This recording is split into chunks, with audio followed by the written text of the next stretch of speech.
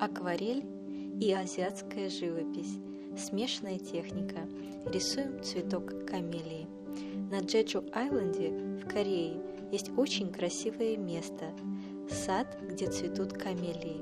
И именно это место я сегодня хочу изобразить на своей картине. Камелию в Японии, в Корее и в Китае изображают по-разному. Я собрала из всех этих способов удобный для меня откуда-то лепестки, откуда-то тычинки, откуда-то листья. И все это я смешала с акварельной техникой. Как я говорила, моя бумага очень сильной текучести, и как только я касаюсь кистью бумаги, она с жадностью впитывает и влагу, и краску. Сейчас я делаю заливку, но местами. Я намечу себе цветовыми пятнами там, где у меня будут листья куста, то есть дерева, потому что камелия – это дерево. И также я намечу для себя тоже цветовыми пятнами там, где я буду располагать цветы. И также я намечу и то место, где у меня будут камушки, а между камушков у меня будут лежать опавшие лепестки. Опавшие лепестки камелии смотрятся не менее прекрасно, чем и живые цветы на дереве. То же самое мы можем встретить и у некоторых других разновидностей цветов, когда что они опадают, смотрятся так же прекрасно, как и они цветут. И когда, если вам удастся попасть на остров Джеджу, обязательно посетите это место, и вы увидите эту красоту своими глазами. После того, как я наметила камушки, между которыми я специально оставила с помощью чередования пятен пустоты для заполнения их розовым цветом, точнее бледным красным, там, где я буду располагать лепестки. Бледным красным, когда на кисти больше воды, чем самого цвета, я намечаю себе пятна для цветов. Здесь я решила изобразить самый абстрактный цветок и даже заранее намечу себе здесь некоторые капли. То же самое, эту же экспрессию я собираюсь ввести и в конце композиции уже насыщенным красным цветом. Также сейчас я заполняю пустоты, оставленные для лепестков, бледно-красным цветом. Более активные цвета я начну вводить потом, потому как камелию я буду изображать ярко-красной. Камелия бывает розовая и белая с прожилками розового. Есть несколько разновидностей цветов камелии. Я буду изображать ту, которая растет на Джеджу-айленде. Камелия в переводе означает цветок чайного дерева. Из камелии также делают чай. Вы можете заваривать и цветы камелии. Сейчас я ввожу более активный красный. Как я делала все предыдущие мазки, я просто оставляла отпечаток кисти, просто делала ей точку, касалась кистью бумаги и все. То же самое я продолжаю делать сейчас. Намечаю на кустах теоретические цветы, потому что пока я даже не знаю, как я буду их располагать. Тем же самым мазком я решила ввести немного зеленовато-голубоватого, чтобы ввести динамику цвета. Вы для своей композиции можете пользоваться фотографией или просто скопировать уже какую-то готовую работу с камелией для того, чтобы отработать мазки. Сейчас я приступаю к самим цветам. Сначала я рисую тычинки. Для этого я просто набрала на тонкую кисть черный цвет.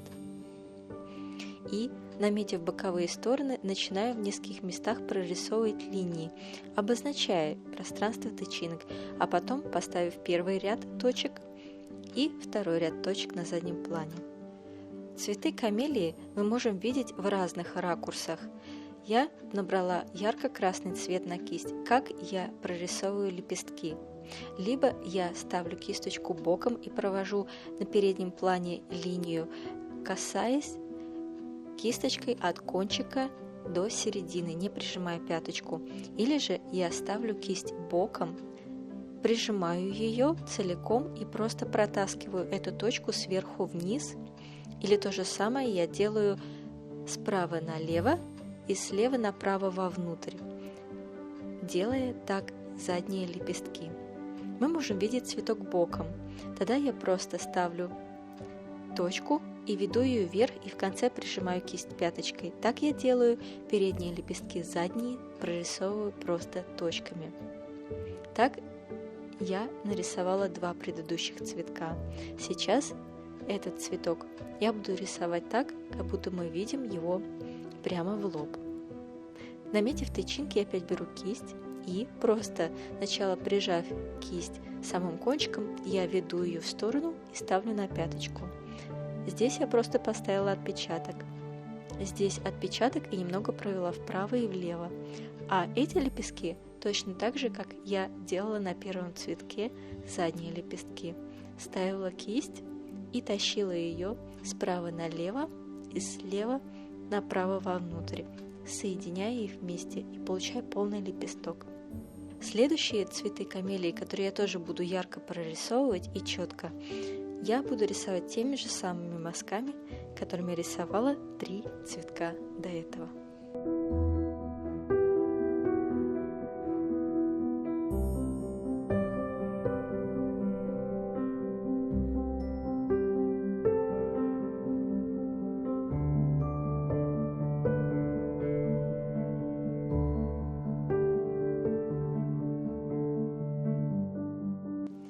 Этот цветок, который я сейчас рисую, на достаточно влажном месте. Здесь краска еще не подсохла окончательно, поэтому я здесь просто буквально касаюсь бумаги, и она с жадностью впитывает цвет. Поэтому я просто, можно сказать, оставляю отпечатки кисти, а они расползаются по бумаге.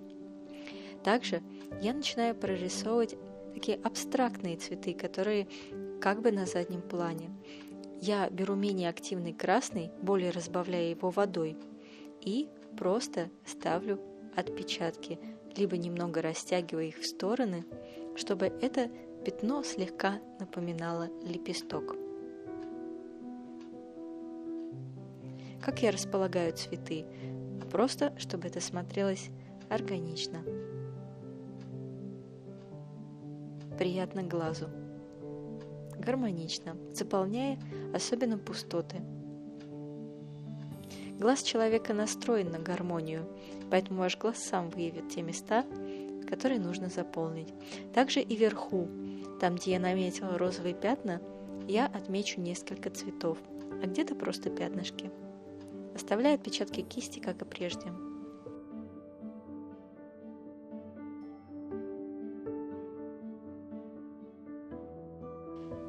И тот цветок, который я решила назвать для себя идейным цветком, который будет выражать всю красочную мощь, но в идейности самой камелии, я слегка тоже обозначаю более насыщенным красным, набрав сначала на кисточку воду, а потом активный красный, чтобы показать градиент. И провожу несколько мазков, так же, как я рисовала ярко выраженные цветы камелии.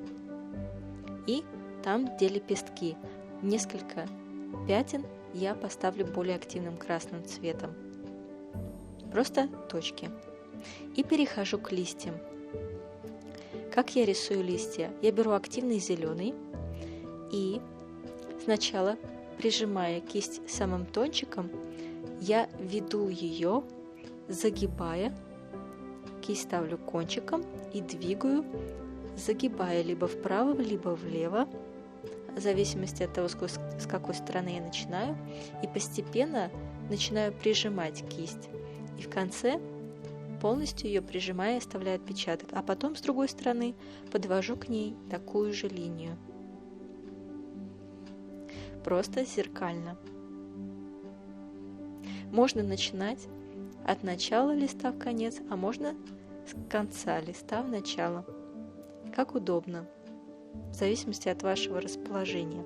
Опять же, никогда не крутите лист бумаги, попробуйте покрутить руку.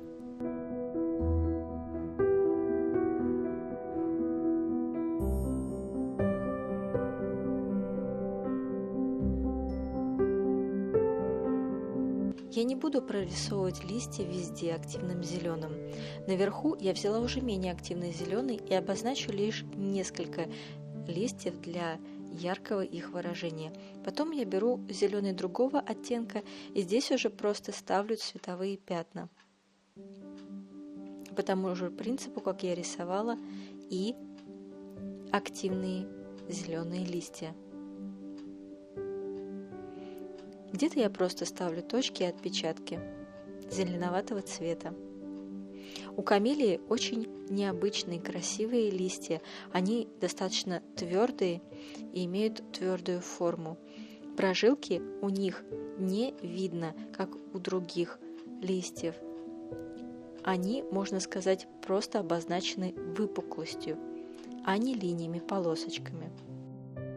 Для того, чтобы намекнуть смотрящему на то, что внизу все-таки расположены лепестки цветка, некоторые из них я просто обведу контуром более активным красным. Кончиком кисти просто обвожу. А теперь намекну и на камушки. Где-то просто поставлю отпечатки кисти, просто точки, более активным коричневым. А в некоторых местах обведу камушки, чтобы четко дать понять, что это камушки. Делаю это кончиком кисти более активным коричневым.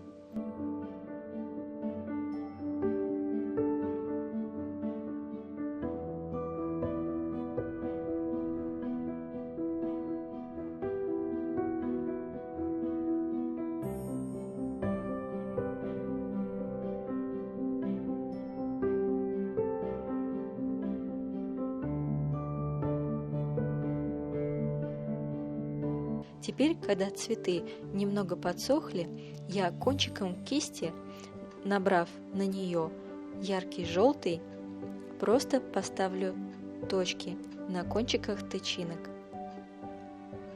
Сделаю это на всех прорисованных цветах.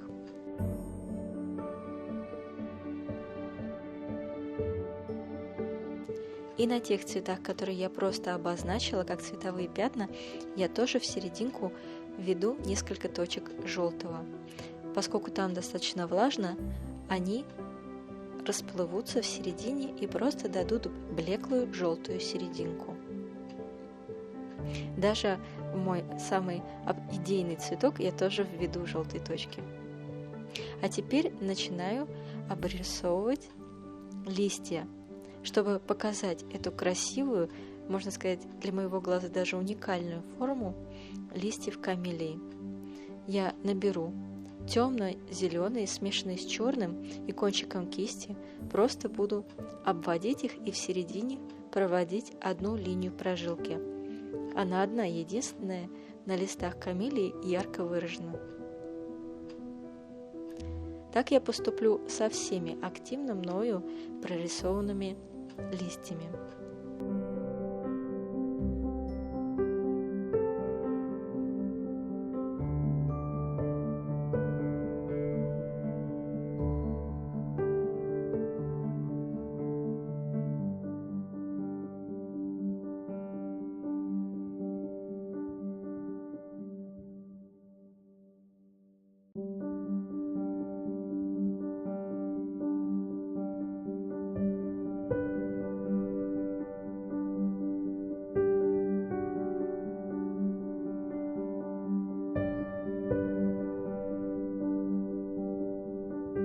У цветов камелии очень красивая почечка, такой черенок, похожий на шишечку, который находится у их основания. Я возьму зеленый, более бледный, чем листья, и просто поставлю точки под цветами. Пока они сохнут, я коричневым подведу к цветам веточки. Как я это делаю? Тем движением, которым мы раньше рисовали стебли у цветов. Вверх и немного назад, вверх и немного назад. В данном случае я это делаю практически кончиком кисти, потому что мне нужны тонкие веточки. Когда шишечки, точнее черенки подсохли, я на них делаю маленькие полуовальчики, похожие на рыбью чешую, самым кончиком кисти светло-коричневым. А теперь та экспрессия на моем идейном цветке, о которой я говорила. Набираю активный красный и просто бью кистью о палец, и получаю очень красивые такие взбрызги. Решила я все-таки подчеркнуть мой цветок, чтобы не казалось, что он просто висит в воздухе, а подвела к нему тоже веточку красновато-коричневую и даже поставила несколько листьев.